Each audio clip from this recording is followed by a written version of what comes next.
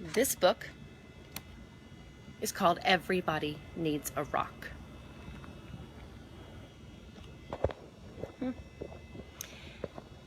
And I am going to flip it so that we can really see it. Now I'm upside down.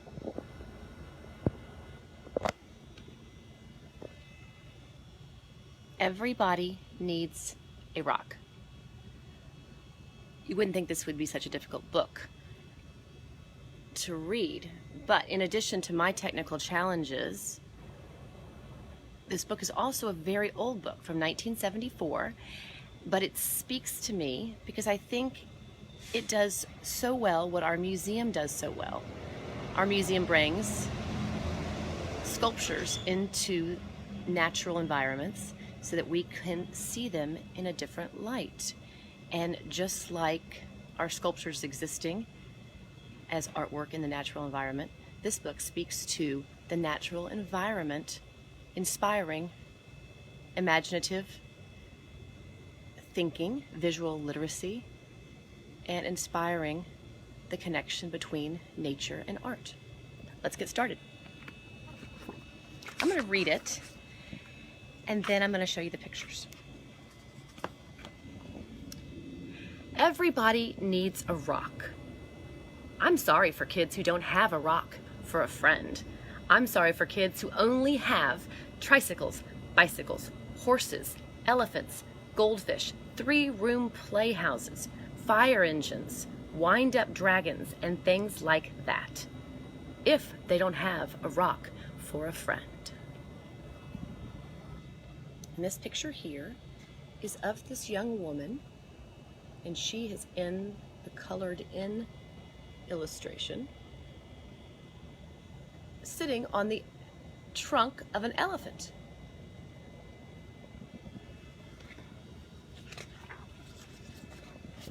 And here she is thinking. Can you see her eyes? Thinking. She's almost rock-like in her position and in her face. Very still, very solid, very quiet. That's why I'm giving my own 10 rules for finding a rock. Not just any rock. I mean a special rock that you find yourself and keep as long as you can, maybe forever. I actually have some rocks here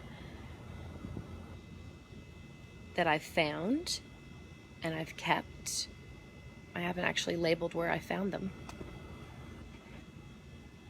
Here's a rock that looks like a heart.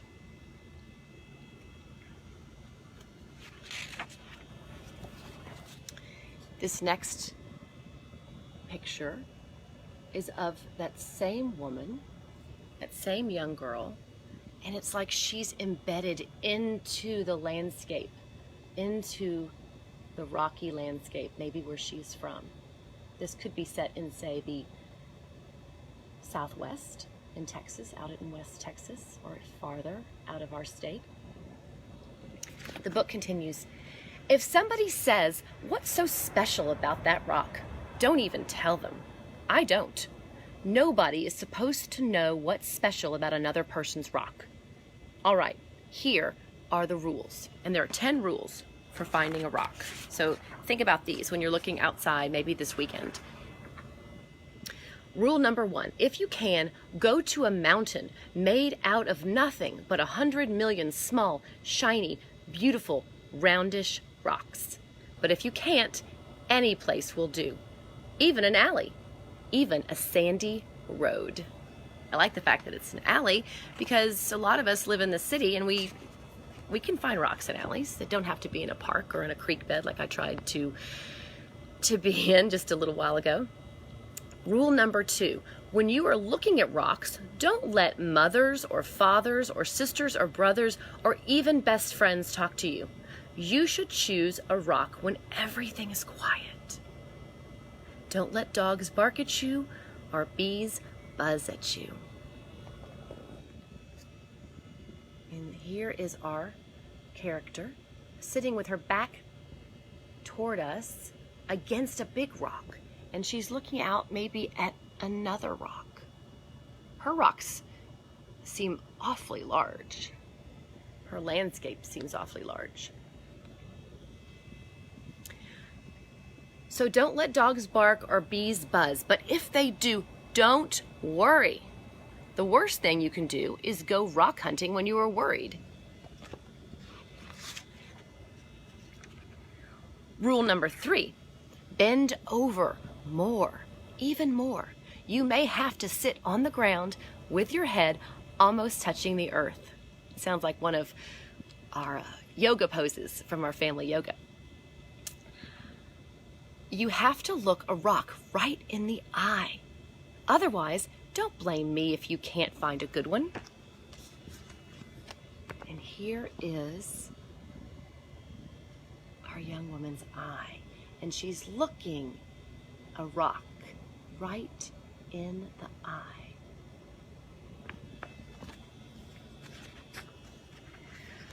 Rule number 4, don't get a rock that is too big. You'll always be sorry. It won't fit your hand right, and it won't fit your pocket. A rock as big as an apple is too big. A rock as big as a horse is much too big. And here she is, a much smaller rock in her hand. She's got that big rock behind her that's not colored in. Then there she is with her hair dark, dark, and she's holding in her hand a little rock.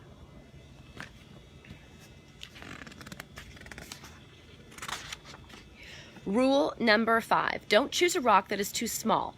It will only be easy to lose, or a mouse might eat it, thinking that it is a seed. Believe me, that happened to a boy in the state of Arizona.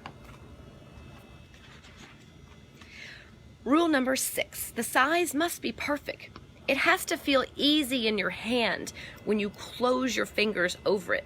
It has to feel jumpy in your pocket when you run. Some people touch a rock 1,000 times a day. There aren't many things that feel as good as a rock if the rock is perfect. There's an illustration here that shows you how she's holding the rock, and it's got a little motion. So it's showing you sort of how a rock would feel as you would touch it in your pocket or in your hand as it's jumping around. But again, it has to feel jumpy, but not too jumpy. Rule number 7, look for the perfect color. That could be a sort of pinkish gray with bits of silvery shine in it. Some rocks that look brown are really other colors, but you only see them when you squint and when the sun is bright. Another way to see colors is to dip your rock in a clear mountain stream, if one is passing by. We might have some of that this weekend. If you go down to the creek after the rains, you might find one of those rocks. Rule number 8, the shape of the rock is up to you. There is a girl in Alaska, and that's a special thing for me to think about because I have a friend who is moving back to Alaska, and I also chose this book because of my friend, our Umlauf friend, moving back to Alaska. There is a girl in Alaska who only likes flat rocks. Don't ask me why, I like them lumpy. The thing to remember about shapes is this. Any rock looks good with 100 other rocks around it on a hill, but if your rock is going to be special, it should look good by itself in the bathtub.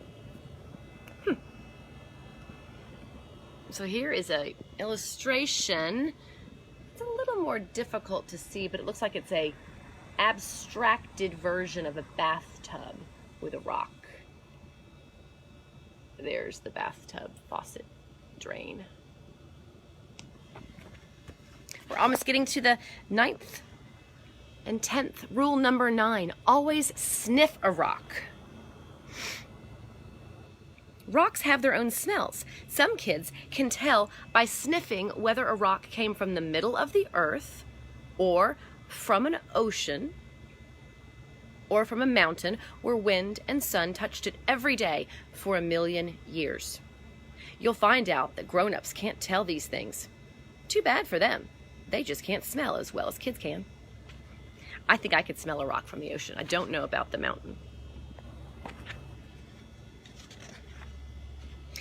Rule number 10. Don't ask anybody to help you choose. I've seen a lizard pick one rock out of a desert full of rocks and go sit there alone. I've seen a snail pass up 20 rocks and spend all day getting to the one it wanted. Think about that. It's a lot of work. You have to make up your own mind. You'll know.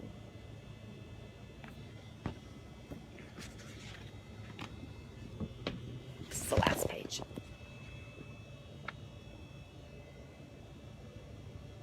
There's our character, sitting facing us, but looking away against a rock, holding her own little rock. All right, that's 10 rules. If you think of any more, write them down yourself. I'm going out to play a game that takes just me and one rock to play. I happen to have a rock here in my hand.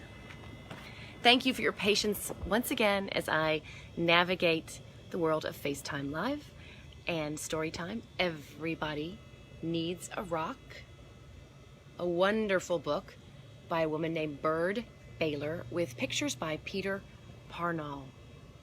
It's a book that I found years ago and continue to use it as I coordinate tours and give tours at the Umlauf. And I also want to draw your attention to Shaping Space, Take Flight, which is going on right now on the Umlauf website. You can find activities for the month of May involving the Take Flight theme. You can do those at home with your family and your friends. And speaking of Take Flight, I had in my possession my Spirit of Flight tote bag.